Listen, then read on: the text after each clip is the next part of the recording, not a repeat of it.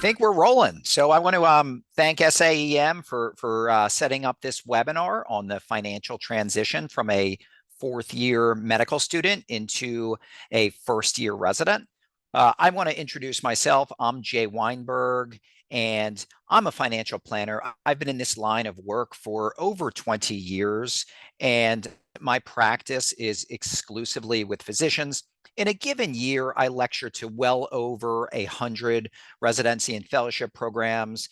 I lecture to several graduating medical school classes, and I do some work for some associations and societies. So once again, I want to thank SAEM for partnering on this webinar. I'm going to do my best in the next 45 minutes to provide you with some information on a handful of topics that you probably have not gotten that much education on in the past 4 years of medical school, but all of a sudden, some of these topics are going to come to the forefront rather quickly. If anyone wants to add me to the contacts of their cell phone or tablet, you're welcome to scan the QR code in the bottom left-hand side of the screen. And if you would like to block out some time to discuss your specific situation, you can simply go ahead and scan the QR on the bottom right-hand side of the screen or complete our questionnaire at PGY1.com. Everybody should be able to remember that one. I don't charge fees to talk, and I'm happy to do whatever I can for you. In this lecture, we're going to talk about tax filing for fourth year medical students. We're going to talk about student loan strategies and direct consolidations, disability insurance, home ownership and physician mortgages, life insurance, Roth IRAs, and emergency funds. First line of business is going to be student loans. As I'm sure everyone knows, for the past 3 years, the government has put a hold on student loan payments and interest. Where we stand right now is right on up until the end of June, or until they get the Supreme Court lawsuit squared away, it's scheduled to be zero interest and zero payments. For anybody that may be going towards public service loan forgiveness, these zero payments do count as qualifying payments. And the reason for the court case is the $10,000 of loan forgiveness is being challenged. So that's where we are.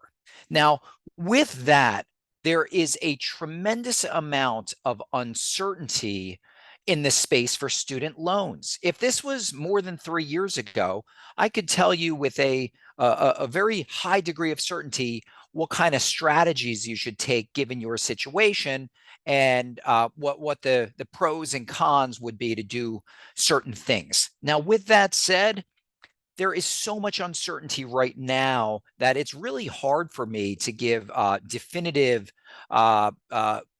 answers or a definitive game plan for people, just because we don't know how long the zero interest and zero payments is going to be. There's been, I think it's been 7 or 8 extensions. Who knows? Maybe there's going to be another extension. We don't know whether the $10,000 of forgiveness is going to get passed, or if it's not going to get passed by the Supreme Court. There was talk about a new version of repay, or simply tweaking the old version. We don't know the specifics of that. We don't know, or it's hard to say, whether or not married couples with income should file their taxes joint or separate. Like I said, 3 years ago, before COVID, it was real easy to give advice. But right now, we're just sitting on the sidelines, and we're doing whatever we can to prep people. But it's really hard to take actions and come up with a plan when there's so much uncertainty in the space. So hopefully within the next couple of months, we're going to see some movement on the new repayment plan, and hopefully get some positive feedback on the loan forgiveness. And who knows, maybe we'll even get another extension. But until we have some clarity, it's really hard to come up with a definitive action plan.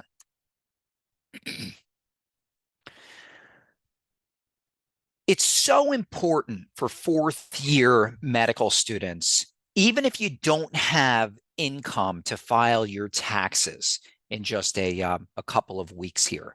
And the reason why is your student loan payment, it's either going to go off of your previous year's income, which if you're a fourth year medical student without any income, it would be a zero income. Or if you don't file your tax return as a fourth year medical student, when you engage your loans, they're likely going to ask you for a pay stub. And you're going to show them a pay stub for $4,000 or $6,000, and then they're going to annualize that, and they're going to say, "Okay, doctor, you're going to have to pay as if you are making $60,000 a year, and then you're going to be paying $200 or $300 or $400 per month, give or take." So it's really encouraged to file your taxes, even if it's a zero income as a fourth year medical student. And if you miss the tax filing deadline, it's not the end of the world. You just want to make sure that the IRS has something on file for you. So when you do your direct consolidation and they go to automatically pull your income, there's something for them to electronically pull from. The second part of the student loan timeline is what is called a direct consolidation. Think of this as lumping all of your loans from the government when they were dispersed during medical school into one big loan, and they're going to give you the weighted average.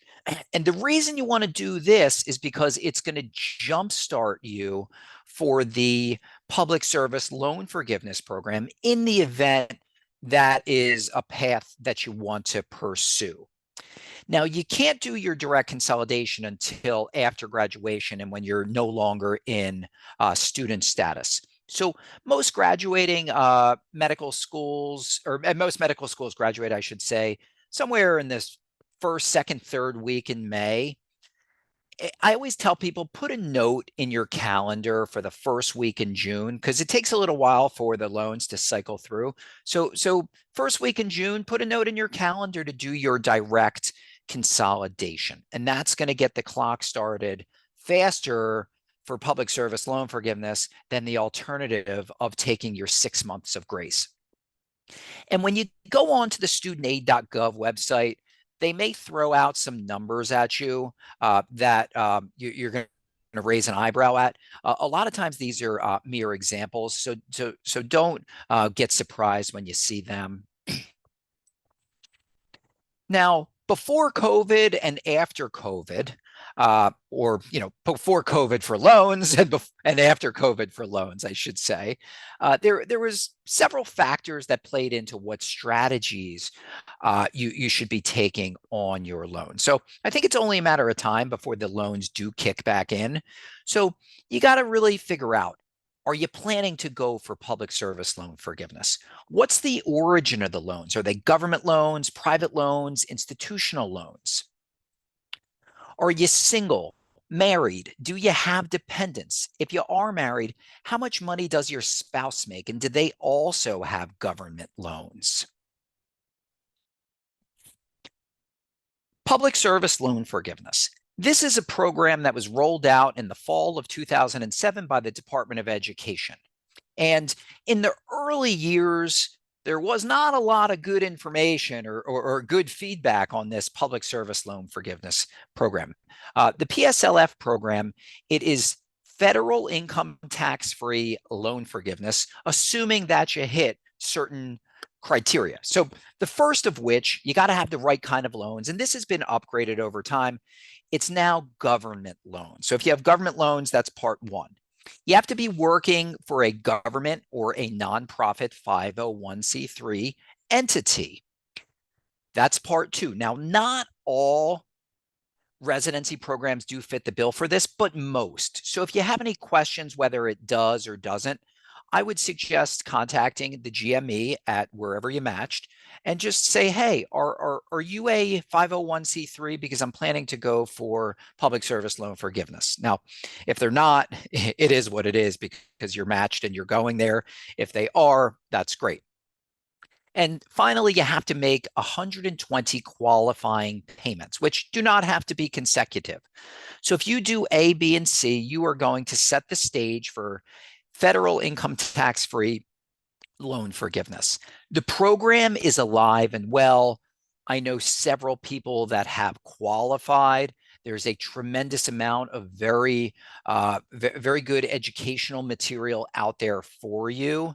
And it's not mandatory, but it's highly suggested that you complete your certification form on an annual basis. This is simply you going to your servicer and saying, hey, servicer, I'm working at this place that's a nonprofit. I want to make sure that you have me for X amount of payments. And then they do the math and they say, okay, doctor, yeah, we have you for X amount of payments.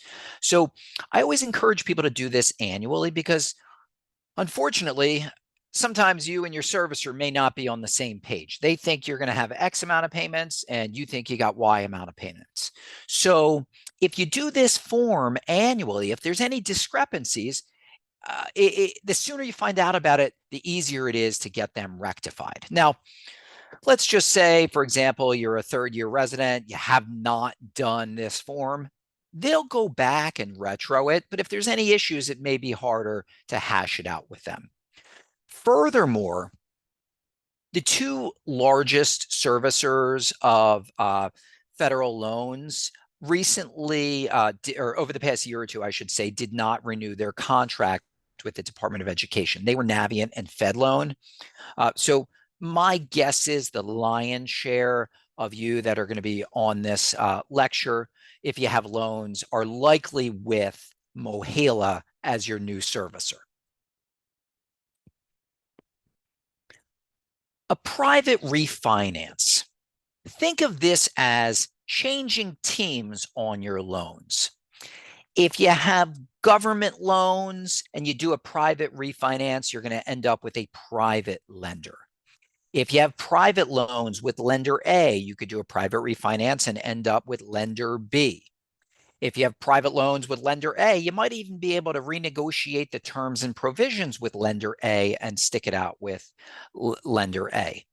Now, with that said, if you have government loans and you're thinking about going for public service loan forgiveness, don't even think about doing a private refinance on government loans, because once you take the loans away from the government, you can't put them back.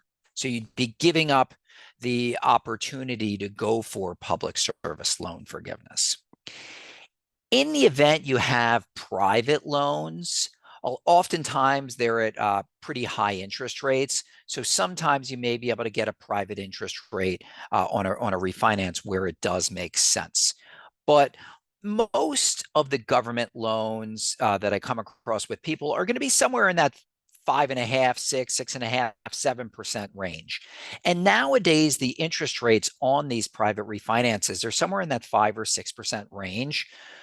So I don't think the juice is worth the squeeze to take a government loan that's at zero interest and zero payments for we don't know how much longer. And there's the potential for $10,000 of forgiveness. And there's a lot of benefits to having the government loans. I don't think the juice is worth the squeeze to do a private refinance and change over to a private loan with a very similar interest rate. But on the flip side, if anybody on here has private loans that could be at 8 or 10%, all of a sudden, if you can bring that down to 5 or 6%, that would be wonderful. And there's several companies out there that offer student loan refinances, but there's a couple of them where they allow you to pay $100 per month while you're in your training years. And then they give you a 6-month grace period on the back end. And it's not until you're 7 months out from training that your quote unquote normal payment would kick in. So once again, like if anyone has a private loan where maybe it kicks into full gear and all of a sudden as a resident, you're going to have a payment of $500 or $700 or $1,000 a month, that would be a great opportunity to do a private refinance now if you can take advantage of that $100 per month payment.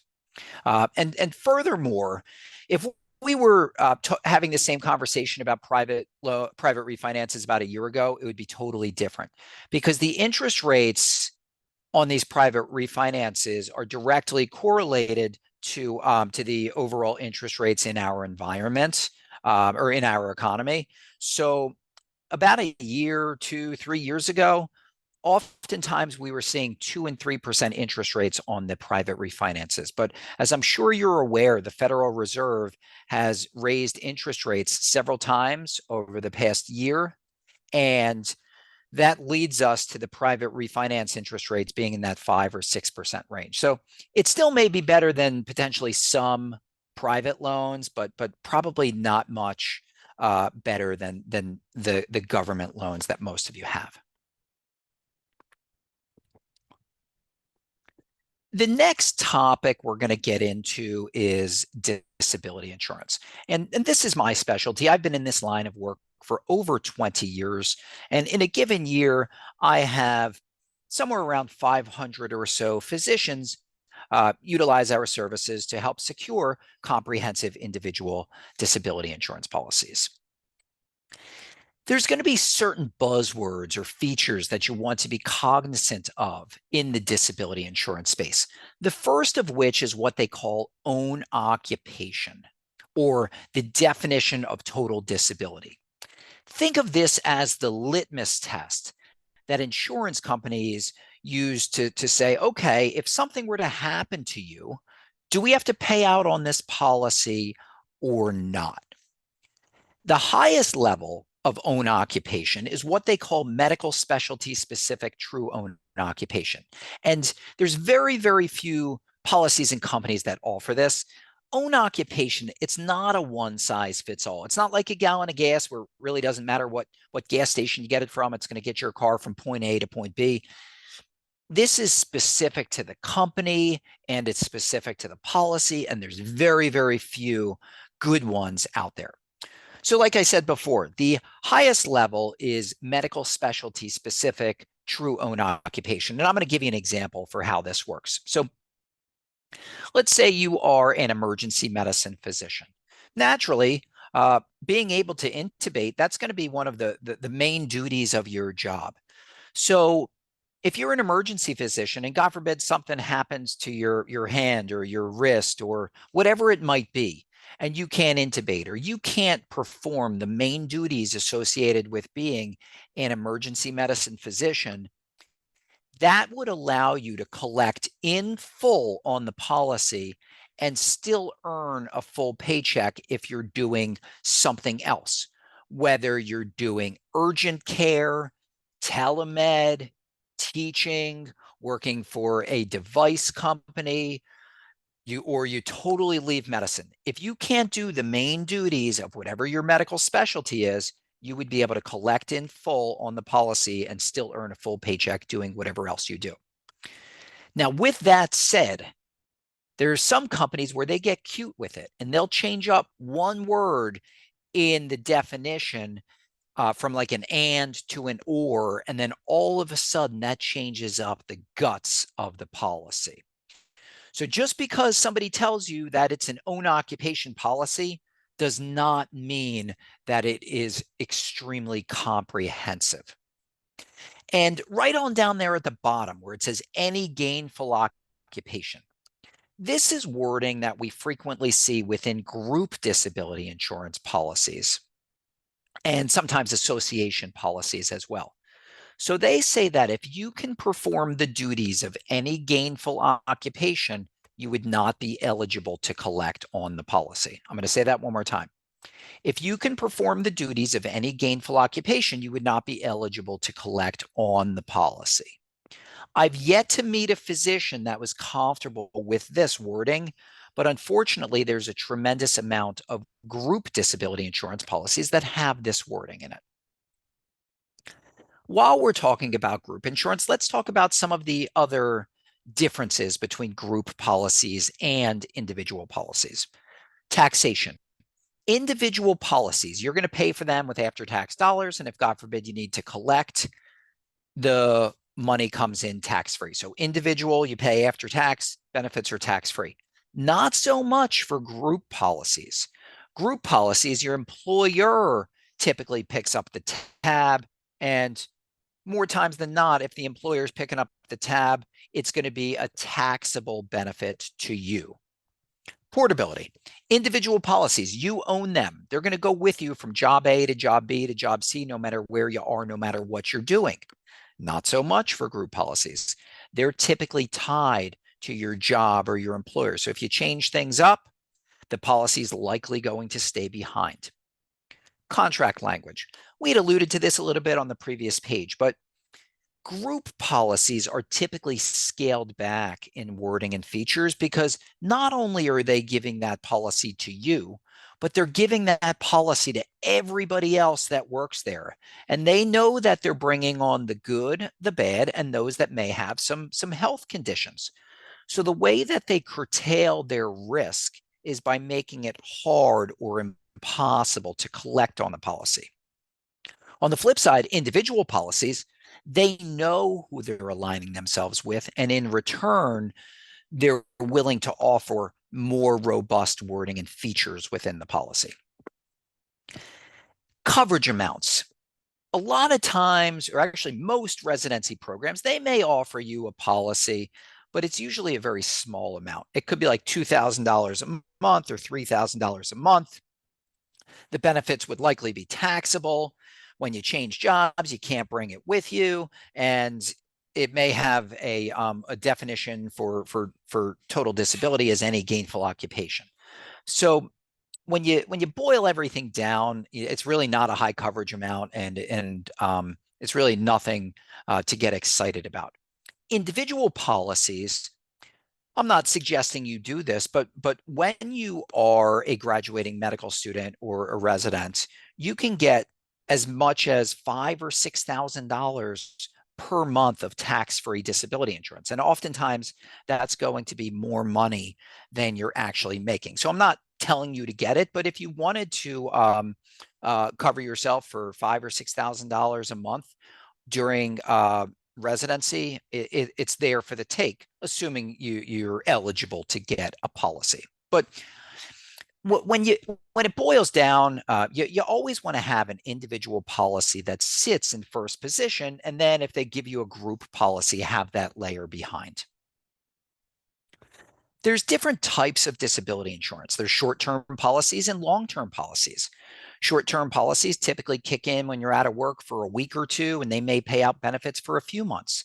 Long-term policies, they typically don't kick in until you're out of work for a few months, and assuming you can continue to trip that litmus test, you may be able to collect on the policy for a long time. Aside from own occupation, another really important feature to be cognizant of when you are a graduating medical student or a resident or a fellow getting a policy, in generic terms, I'm going to call this the balloon option or the flex up feature. This is the ability to increase your coverage amount at a later date without having to answer any health questions based upon whatever your health is today and not whatever your health is in the future. So nobody has a crystal ball to know what their health is going to be in 5 or 10 or 15 years from now. But if you get a policy now and the insurance company offers you this bump up feature, you're putting them on the hook to give you more coverage later without having to answer any health questions. This feature is worth its weight in gold. Insurance pricing and wording, it's dictated or regulated on a state-by-state basis. I'm what they call an independent broker for insurance, which means I work with different companies, and I have no ties or allegiance to any one specific one. Now, there's a few states that things are typically different and not so much in a good way. These states where they have different wording and higher pricing potentially are going to be Florida, California, Arizona, and Nevada. So if you know that you're heading to one of these states, I think you need to take a look at the economics of getting a policy prior to going there versus waiting until you're there to get a policy. On the flip side, let's say you're currently in one of these states and you matched into a program that's not in one of these states, and you know that you're going to be moving in the next month, 2 or 3. Well, I never want to tell people to wait to get a policy, but once again, you need to take a look at the pros and cons of getting a policy now versus waiting a month or two, and then just do whatever makes the most sense for you. Now, there's a few other companies or states where things could be a little bit different on a one-on-one basis. We can certainly talk about this if you tell me where you are and where you're going.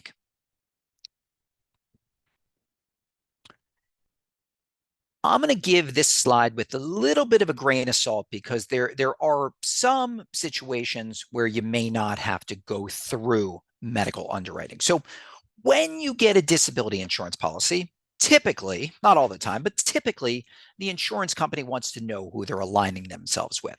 So they're going to ask you about your current health, surgeries, pre-existing conditions. They take a look at the pharmacy database and they put all that into the blender. And then there's several possible outcomes.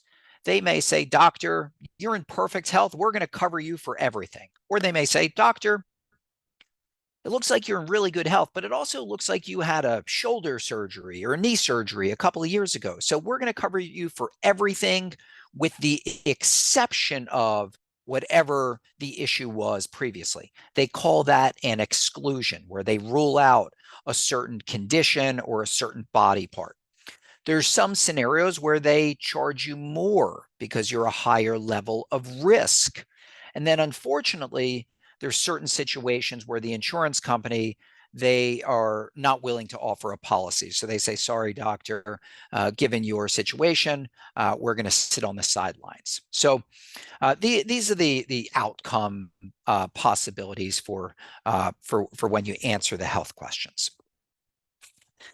If I had to guess, somewhere between 40 and 50% of medical students, residents, and fellows have something in their medical file that will impact their ability to get a disability insurance policy that covers you for quote unquote everything. And the largest condition or overall item where I see the insurance company making modifications is for mental health. I also see a lot of musculoskeletal, but unfortunately, probably 40 or 50% of people have something in their file. So I always like to set and manage expectations. I never want to tell people something that would not be true. So it is, it's something that you most certainly need to disclose, and then we always want to see what the insurance company comes back with.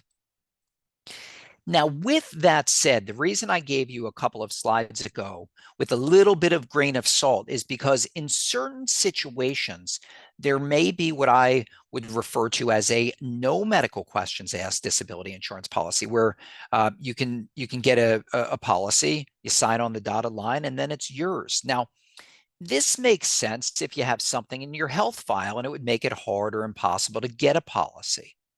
Now, if you have little or nothing going on in your health file, chances are there may be an extreme one-off situation, but chances are you probably do not want to take advantage of this. But I have these types of policies at a tremendous amount of institutions throughout the country, and I also keep a list of institutions where something like this may be present, but I may not have access, but I know who to put you in touch with. So if you have something in your health file, send me a note, and then I'll let you know if I know about one of these special types of programs and if I can handle it for you, or if I can put you in touch with somebody that may be able to offer this type of policy for you. I had mentioned this previously, but when you're a graduating medical student or a resident, you can get as much as $5,000 or potentially $6,000 per month of coverage without having to answer any financial questions or provide documentation, I should say. The main reason to get a disability policy sooner rather than later is to lock in your health, and hopefully the insurance company will offer you that balloon option so you can increase your coverage amount later without having to answer any health questions. There's certain things to be on the lookout for when you get disability insurance, and I think it's really important to go over this slide because I've been in this line of work for 20 years, and just when you think you've seen it all, you see something new. So things to be on the lookout for. So if an insurance professional shows you a one-page grid that maps out 5 or 6 different policies, that's a red flag, because these grids, they're not approved by the respective insurance companies and they're not approved by the state insurance commissioners. It takes an insurance company 50 or 60 pages, much of which is legal verbiage, to properly, accurately, and legally map out a policy. So I've yet to figure out how an insurance professional can properly, accurately, and legally map out 5 or 6 different policies on a one-page grid. It's impossible. Now, with that said, unfortunately, I see these grids all the time. So it's a red flag if somebody shows this to you. When the time comes to secure a policy, you want to work with what they call an independent broker for insurance, which is what I am. Uh, Independent brokers represent multiple companies with no ties or allegiance to any one specific company. There's certain kinds of agents out there where they're called captive agents, where they represent one company and they're going to do whatever they can do to get you with that one company. It's like trying to put a square peg in a round hole. Sometimes it's going to fit, but it's not going to fit for everybody. And you don't want to quote unquote price shop for disability insurance, because typically the more robust policies are going to cost a bit more than the scaled back policies do. If anyone wants to bounce a health condition off of me, or have me review an existing policy or something you were shown, or if you want to discuss lining up or securing a new policy, feel free to complete our questionnaire at PGY1.com. It takes a couple of minutes. This gives me a global understanding of your situation. And then upon receipt of that, we can block out some time. And like I said, when we started, in case you trickled in a little bit after that, I don't charge fees to talk, and I'm happy to do whatever I can for you. Excuse me. The next topic is home ownership. Last week, you didn't know where you were going to be spending the next 3, 4, 5, or potentially more years. Now you do. So I'm sure there's a lot of thoughts going through your mind. Do I rent? Do I buy? So here's what you need to figure out. How many years is your training? Did you match into a 3-year program, a 4-year program? Maybe you're doing IMEM and it's a 5-year program. Maybe you're doing a 4-year program and you're planning on doing a 2-year fellowship on the back end. So you need to figure out how long you're planning to be in that particular area. Now, let's just say you matched into a 3 or 4-year program, but it's where you were born and raised and you plan on staying there afterwards. Well, that might be a scenario where you consider buying a place. Now, on the flip side, let's just say you matched into a program halfway across the country and you're only planning on being there for 3 years, and then you're definitely moving out of there. Well, I don't think you want to buy if that's the case.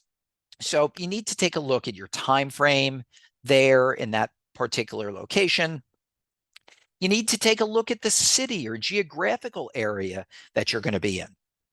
If you matched in Boston or New York or LA or San Fran, the cost to buy a place, it's likely astronomical. Now, on the flip side, if you matched into a program where it's very affordable, for example, let's say you're going to Geisinger in Danville, PA.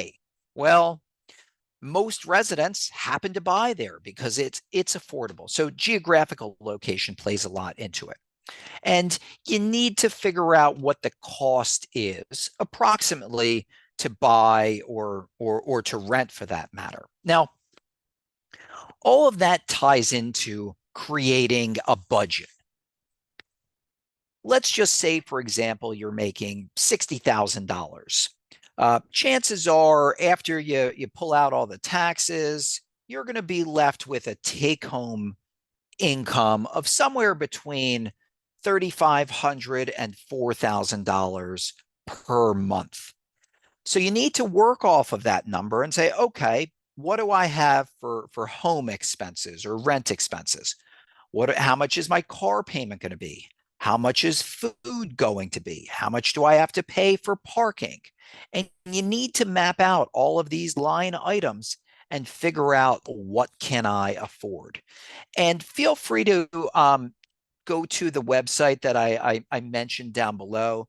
That'll help you get a better understanding of what your after tax paycheck will look like. In the event you are thinking about buying a place, it's important to understand that there's certain types of mortgages that you have the ability to get into when you have MD or DO next to your name. They're called physician mortgages. I don't offer these. I have no financial ties with anybody that does, but I am an advocate for them as long as all roads are leading to it making sense to buy a place. And these physician mortgages, as long as you go with a favorable lender that has a good program, you're likely going to have competitive interest rates. You're going to have little or no down payment. There's not going to be what they call PMI or private mortgage insurance. And once you have your match letter, you can use that for income justification or qualification. So if you're planning on moving somewhere the first or second week in June and you want to consider buying, you better get on your horse and start looking for places and figure out what lenders offer physician mortgages in that certain geographical area. And then, once again, take a look at the economics. Do I really want to buy? Should I rent? Write out the pros and the cons, and then do what is best for you. And if you are thinking about buying in a certain geographical location, I would suggest reaching out to some of the residents that are currently in the program and seeing if any of them bought, and if they did buy, and if they did use a physician mortgage, which lender they use, because a lot of times multiple people will use the same lender because lenders are typically geographical. So once somebody finds somebody good, they usually pass them along to the others in the program. And if you can't get any information, or you don't have the contact information for the specific residents in the program, maybe you want to reach out to the coordinator, or potentially maybe even the GME at the institution where you recently matched into. The next topic is life insurance. And in addition to disability insurance, I do specialize in life insurance as well. The time you want to strongly consider getting a policy is if you're married, if you have dependents, or if you have co-signers on loans. I'm not going to say don't buy a policy if you don't trip any of these three items, but if you do trip any or all of these items, you should strongly consider getting a policy. There's different types of life insurance. There's what they call term life insurance, where you buy it for a specified period of time, 10, 15, 20, 30 years. And then there's permanent life insurance, where it's going to last for the duration of your life. When you are young, when your cash flow is restricted, and when you need a lot of insurance and you don't have a lot of money to accomplish that, term life insurance is what you should be looking at.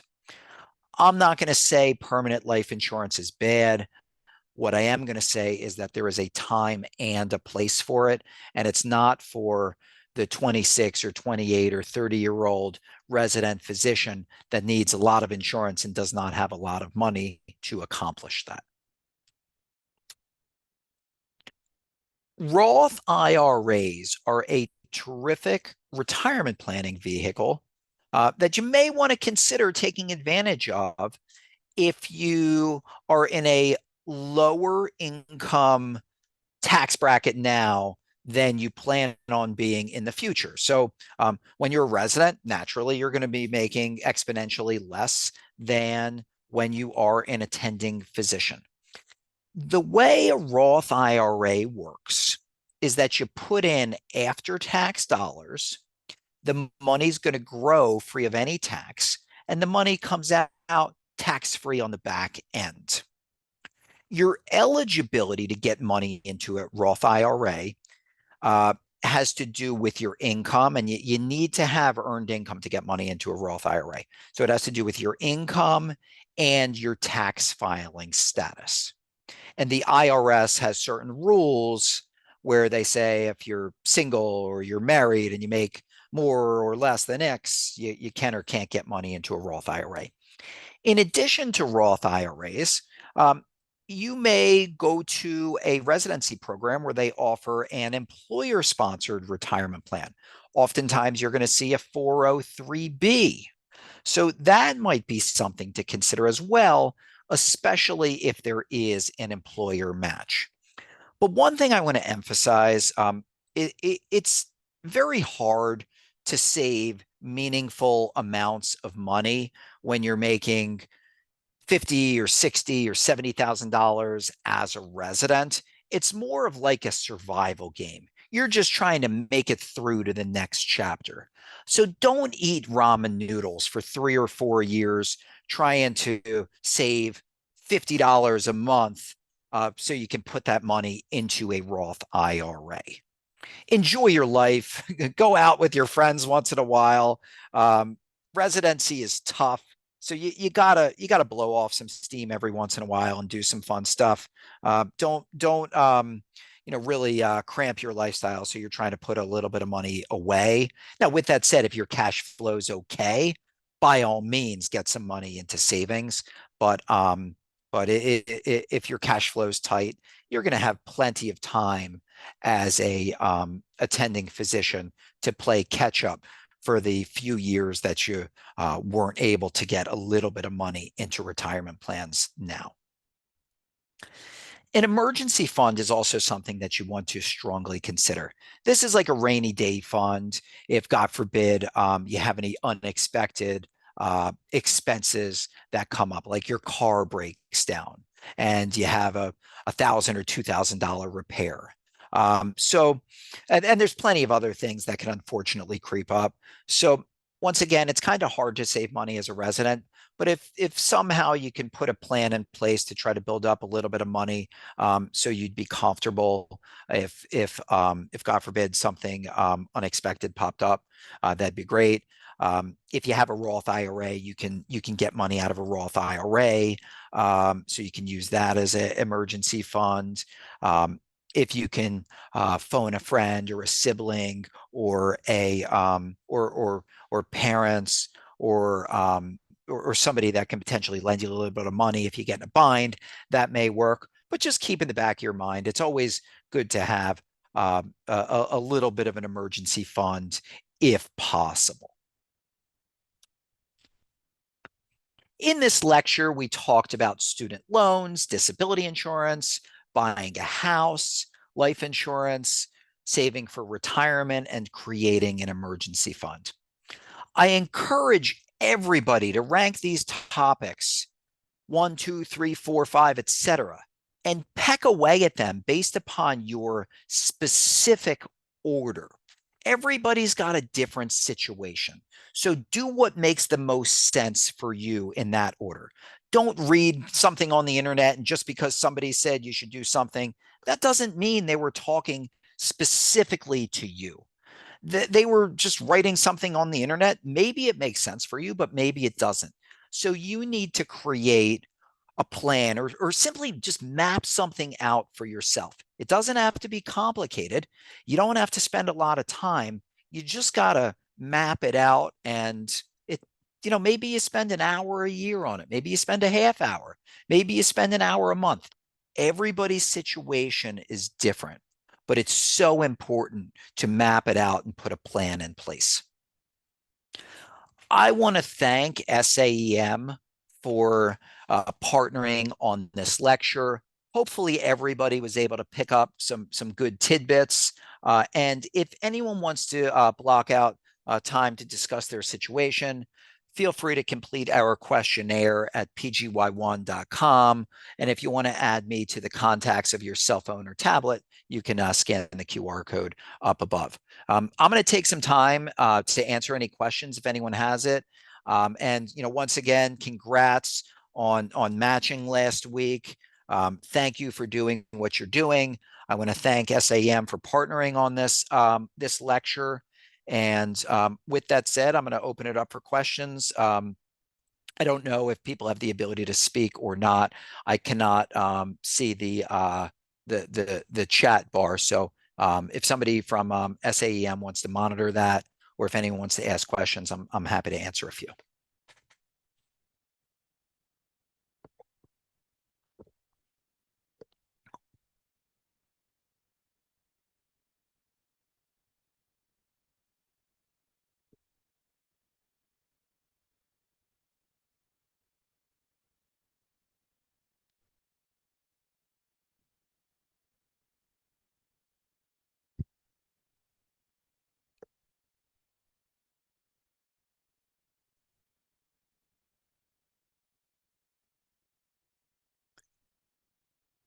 If there's no questions, oh, hold on. I guess we'll wrap things up here.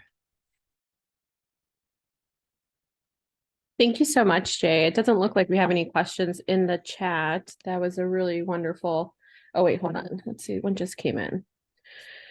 So we do have a question for you.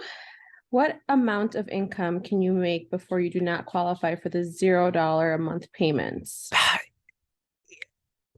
I don't know exactly. You got to play around on the student loan website and do the math or whatever.